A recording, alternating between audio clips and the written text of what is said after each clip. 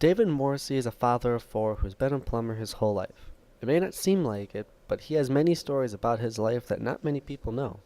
Like, I was born in Saskatchewan in Canada. I moved to Nanaimo, British Columbia on Vancouver Island when I was 13. Two completely different worlds, going from Saskatchewan on a farm to the West Coast. On the farm, it was a lot of work, go to school, and when I went to BC, there was a lot of work, but no school. it may seem like he had everything simple, but when he was asked what the scariest moment of his life was, not only was it scary, but it changed his life forever. When my mother died, I was at home. My mom and dad were in Saskatoon. My mom and dad were in British Columbia, and she suddenly died while they were there. But how did that affect him? Well, being 13, you wonder if you did something wrong or if there was something you could have done to prevent it. And the end result was there was nothing that I could have done. We were living on a farm in Pike Lake, Saskatchewan. My dad, he had a big plumbing company. They were out there in Nanaimo investigating if there was something that they could do. My mom died the day they got there. When he came home, he folded up the business and we left Saskatchewan, left the farm, and moved into a 12 by 66 foot trailer home. The response he had in to return to these events is something that not even myself could do.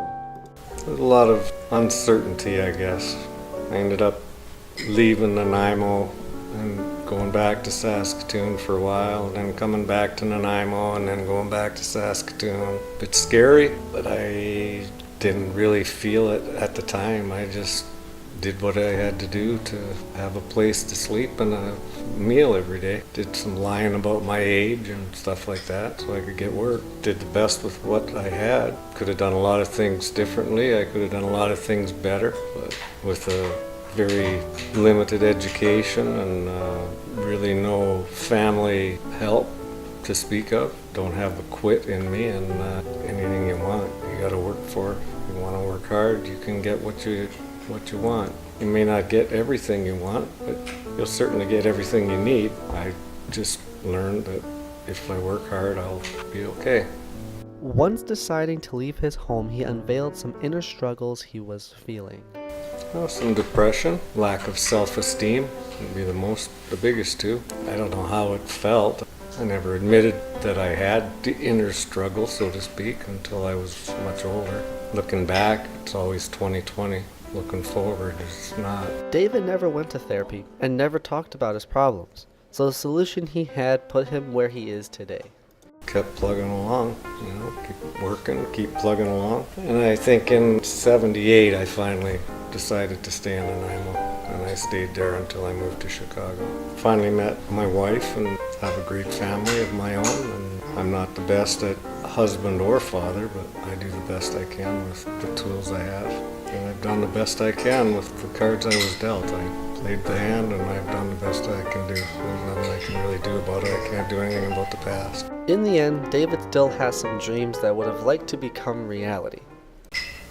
I would have liked to seen what it would be like to go to school, to high school, maybe college. Maybe I would have been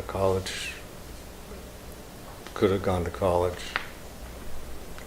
But there isn't anything I can do different in the past. I can only keep plugging forward. But it would have been nice to see if I could have gone to school and a higher education than what I got. Maybe done something different. But the message he gives us from what he learned is something all of us can learn from. Work hard, be honest with yourself and your peers, and do unto others as you would want them to do unto you. If you treat people with respect and you give them an honest day's work for an honest day's pay, your reputation will take care of you for the most part.